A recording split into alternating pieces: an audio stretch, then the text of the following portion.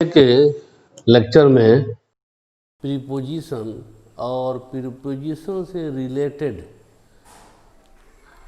Phrase वगैरह होता है, उस सब की जो डिटेल हम लोग पढ़े हैं। और उसमें भी प्रीपोजिशन के टाइप भी पढ़ लिया, सिंपल, कंपाउंड, कॉम्प्लेक्स वगैरह, जिसमें फ्रेजल वर्ब भी होता है, इडियम्स भी होते हैं। वो तो हो गया L1 और L2, यानी लेक्चर 1 लेक्चर 2 में हो गया है। अब आज जो है लेक्चर 3 में कुछ इम्पॉर्टेंट प्रीपोजिशंस हैं जिनके यूज को बताना जरूरी है। अब जैसे इम्पॉर्टेंट प्रीपोजिशन में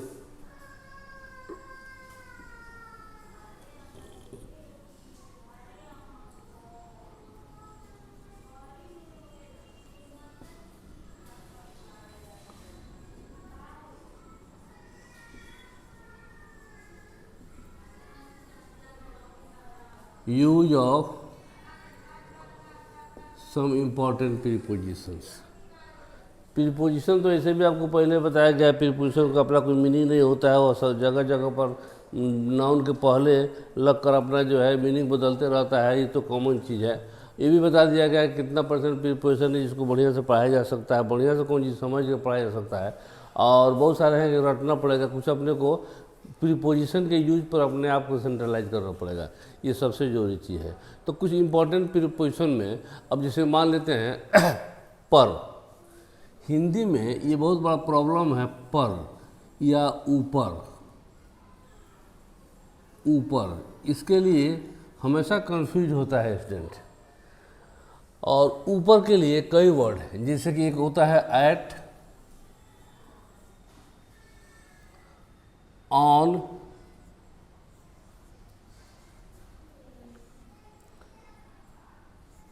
एबव और ओवर। इनके यूज को समझना जरूरी है। ऐसे ही 1 बाय 1 करके प्रीपोजिशन के यूज जानना जरूरी है। जिसमें एट जो है ना, एट का मतलब होता है नियर अबाउट। नियर अबाउट का मतलब हुआ अगल बगल, लगभग, ये सब होता है नियर अबाउट का। अब नियर अबाउट में कहा जाए कि कुत्ता दरवाज़ा पर खड़ा है, तो कुत्ता दरवाज़ा का कोई जरूरी है एकदम टारगेट बना के पॉइंट पर खड़ा है, अगल बगल खड़ा होगा, तो वहाँ पर ऐड ही लगाया जाएगा। जैसे the dog is standing at the gate. इसे हो गया कि कुत्ता दरवाज़ा पर खड़ा है, दरवाज़ा पर ऊपर चढ़ के तो नहीं खड़ा है, दरवाज़ा के ठीक पॉइंट पर तो नहीं खड़ा है, अगल बगल खड़ा होगा। या the boy is standing at the shop. दुकान पर गया लड़का कुछ खरीदने के लिए, दुकान पर खड़ा है, दुकान पर काउंटर पर चढ़ के खड़ा नहीं हो सकता है, या दुकान की छत पर खड़ा नहीं हो सकता है, अगल बगल में कोई होगा, वह ऐसे स्थिति में ऐट लगाया जाता है। ऐट के बहुत सारे यूज है, आगे बताया जाएगा अभी। अब दूसरा हो गया ऑन। ये भी ऊपर है। ऑन का मतलब होता है टॉप टचिंग।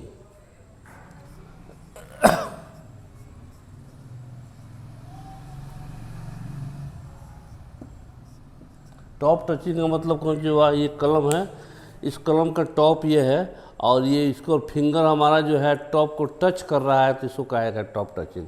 यानी my finger is on the pen.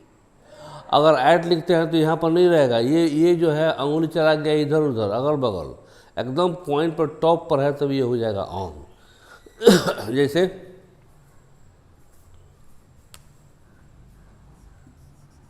The book is on the table. पुस्तक टेबल पर है, तो टेबल के ऊपर तो नहीं हो सकता है, अगल बगल होगा तो कुछ नहीं है। टॉप, ये टेबल का यानी the higher surface of the table is touched by the book, lower surface. उस किताब का नीचे का सरफेस जो है वह टेबल के ऊपर वाले सरफेस को टच कर रहा है। जब तक टच नहीं करेगा वहाँ पर ऑन नहीं लगेगा, ऐट हो जाएगा या दूसरा कुछ हो जाएगा। हो गया ये। तीसरा रहा above.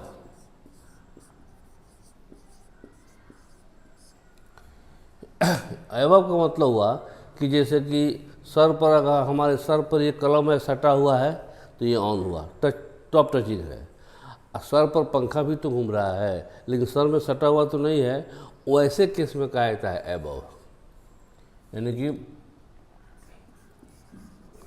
Higher than on, on से ऊपर। एक सूत भी, 1 सेंटीमीटर भी अगर हमारे ये जो है, अगर ये बुक है, ये टेबल पर है किताब, टॉप टच कर रहा है, और इस किताब को अगर 1 सेंटीमीटर भी ऊपर उठा दिया आप, तो वहाँ पर जो है ऑन नहीं लगेगा, अब वो एबव हो जाएगा। यानी कि एबव का मतलब होता है द ऑब्जेक्ट, नाउन और object is not touching the top, वो जो है टॉप को नहीं टच रहा है, टच कर रहा है। ऐसे इसलिए कहा जाता है, जैसे मान लेते हैं कहा जाएगा the fan is moving above our head. हम लोग के सर पर जो है पंखा घूम रहा है, सर में सटा हुआ तो नहीं है, और ये मूविंग ऊपर कहाँ तक है इसका कोई मैथ तो है नहीं, कोई खास लिमिट है।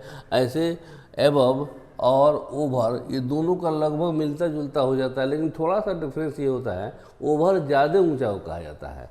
ये हो गया थोड़ा सा हायर देन ऑन, आगे हो जाएगा over, higher than above. Above के और बहुत सारे मीनिंग है, बहुत सारे यूज हैं, उसको आगे बताया जाएगा। तो ओवर का मतलब होता है हायर देन एबव। ये एबव कौन चीज़ हुआ, टॉप टचिंग से ऊपर, और ये टॉप टचिंग से भी ऊपर हो गया अगर, वैसे किसमें पंखा सर पर घूम रहा है वहाँ लगेगा over. The aeroplane flies over us. ये एरोप्लेन जो है हम लोग के ऊपर उड़ता है, सर में तो सर में सट के अगर उड़ता रहता तो ऑन होता, लेकिन अगर सर से थोड़ा सा ऊंचा उड़ता और ऊपर होता तो फिर आप जो है उसका एबव लगा देते। लेकिन जो है हवाई जहाज जो होता है सर से बहुत काफ़ी ऊंचा होता है, तो ऊंचाई के लिए एबव लगाता है। ये एबव का भी और ओवर का भी और सारे मीनिंग हैं, आगे बताया जाएगा, और सारे यूज हैं। लेकिन ये ऊंचाई के यानी कि ऊपर के सेंस में इतना यूज होता है। लोग ऐट का भी बहुत सारा यूज है, लेकिन ऊंचाई के ऊपर के माने में हम सिर्फ ऊपर की ही बात कर रहे हैं। ऐट का और साथ अभी आप देखिएगा आगे और सारा यूज है। तो ये हो गया फ्लाइज ओवर अस, ये हो गया ऐट, ऑन, एबव, ओवर। ये ऐट, ऑन, ओवर, एबव के अलावा ये तीन में, इसमें कन्फ्यूजन नहीं होना चाहिए।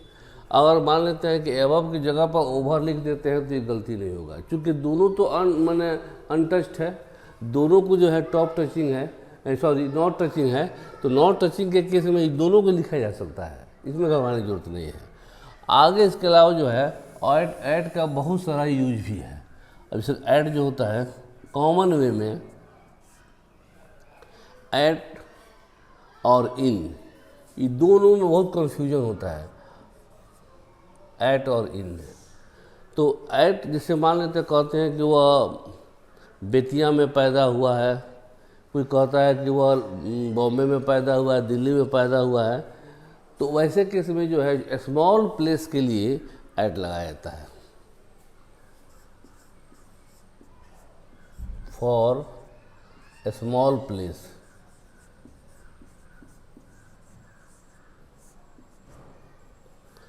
Ram was born in Bettiah.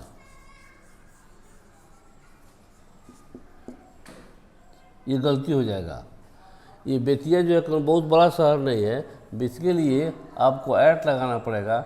यानी कि ऐट का मतलब हो गया कि जब कभी भी स्मॉल प्लेसेस का मतलब होता है, जैसे कोई विलेज है, विलेज है,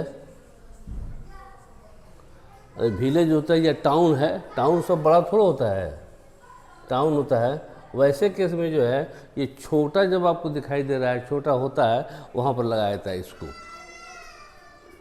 इन। इसके ठीक अपोजिट है इन। इन में भी होता है मे। ये मे के सेंस में आते हैं, याद रखिएगा। हिंदी का जो है मे, ये कन्फ्यूजिंग है। पहले ही बता दिए हैं कि प्रीपोजिशन का अपना मीनिंग नहीं होता है। प्रीपोजिशन का मीनिंग वह जो है आने वाले नाउन के अनुसार बदलता है। जैसे मे के लिए यहाँ पर ऐट लगाया गया, मे के लिए इन भी लगाया जाएगा, लेकिन दोनों के यूज में अंतर आ जाएगा। अब इन का मतलब होता है कि बिग प्लेस। बिग प्लेस का मतलब होता है कि जगह बहुत बड़ा है, जैसे मेट्रोपॉलिटन सिटी है, मेट्रोपॉलिटन सिटी हो जाएगा। या फिर जो है प्रोविंस है, मेट्रोपॉलिटन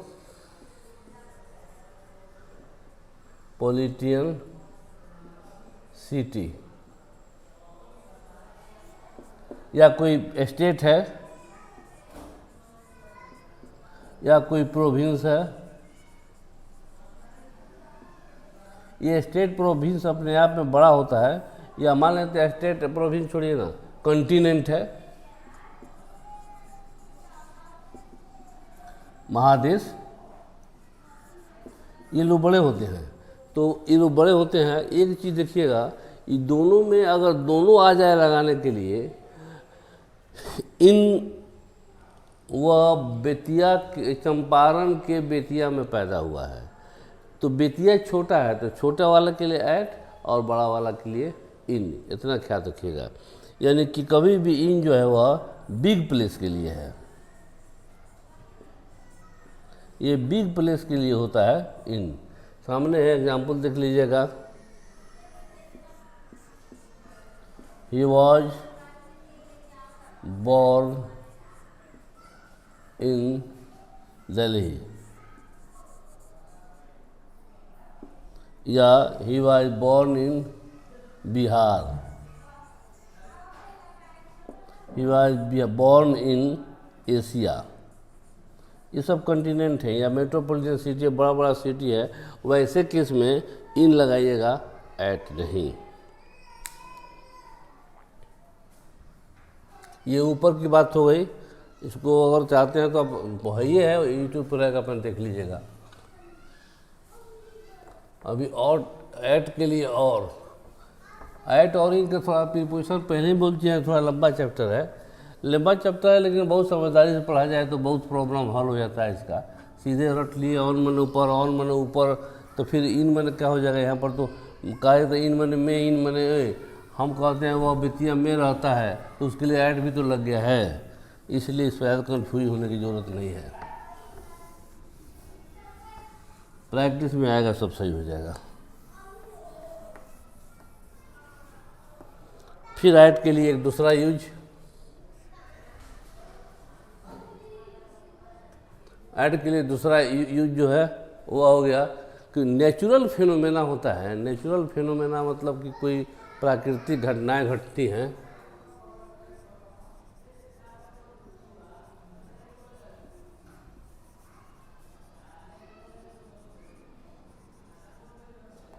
वैसे केस में इन मत लगाइएगा, वो ऐट ही लगेगा।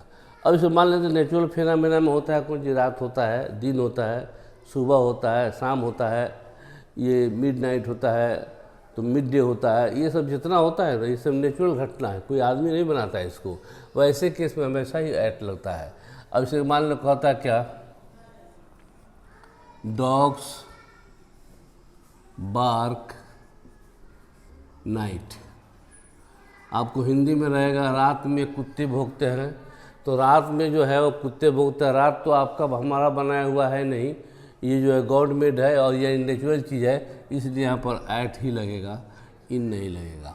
एक चीज़ और कन्फ्यूजन की बात नहीं होना चाहिए, इन नाइट का मतलब होता है at small part of time होता है, और इन जो है थोड़ा इनकी लॉन्ग पार्ट ऑफ टाइम होता है।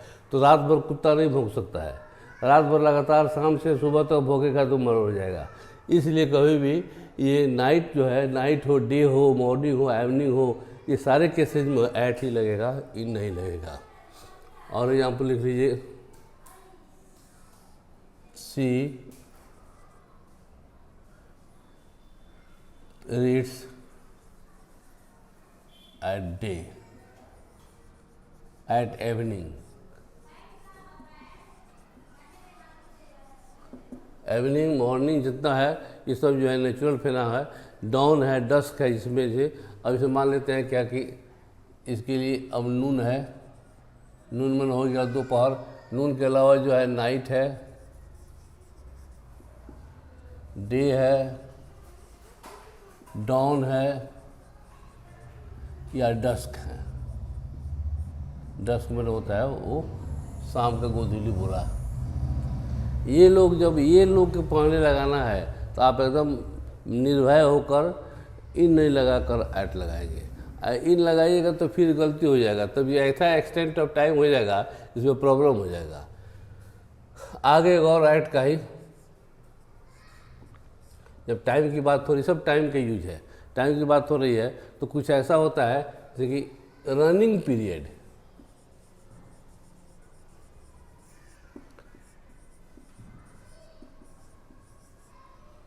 रनिंग पीरियड का मतलब होता है, रनिंग पीरियड होगा कि जैसे कि ये 2020 है, 2020, 2021, 2023, 2025 सब होता है, ये रनिंग पीरियड है। और ये आप जो है कोई काम होगा नहीं होगा, ये रन करते रहेगा, आगे बढ़ते रहेगा। वैसे के लिए रनिंग पीरियड के लिए भी वह क्या आप ऐट नहीं इन ही लगाएंगे। सॉरी, काम कीजिएगा, इन, ऐट की जगह पर इन। तो ऐसे केस में से मान लेते हैं इंडिया बिकेम फ्री,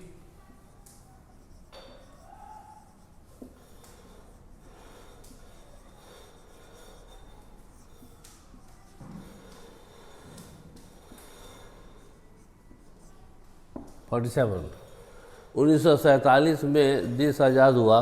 तो ये जो है रनिंग पीरियड है आपका। देश आज़ाद 47 में होता चाहे नहीं होता, ये 47 48 बढ़ते ही रहता है।